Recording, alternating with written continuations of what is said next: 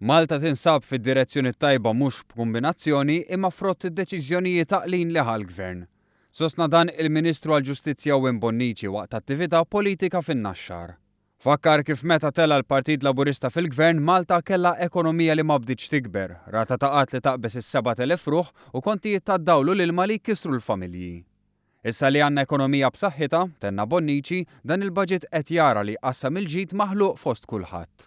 Bonniċi spjega kif dan il-Gvern biddel kompletament il-kultura ta' kif isiru l-affarijiet f'pajjiżna, għax fejn qabel in-nies kienu jistaqsu xogħla wara l-baġit, issa jistaqsu xraħas. Semma kif fil-waqt li l-oppożizzjoni tgħid li qed tinbidel xorta għadha negattiva fuq kollox u tiddefendi persuni li taħt ġurament ikunu gidbu. Minnaħa tiegħu id-deputat Laburista Silvio Parnis sostna kemm kulħadd huwa pożittiv fuq dan il-baġit, speċjalment dawk li l-iktar se jintlaqtu direttament. Parnis kompla jsostni li għall-kuntrarju ta' dak li qal il-kap tal-Oppożizzjoni Simon Busuttil, Malta issa żgur mhix se tkun qed titlob bailout għaliex dan il-Gvern qed iħalli l-flus fil-bwiet tan-nies. Bħala ċ-Chairman tal-Kumitat Konsultattiv tan-Nofsinhar ta' Malta irringrazzja lill-Prim Ministru u l-Ministru tal-Finanzi talli reġgħet ingħatat priorità lil din in-naħa tal-pajjiż.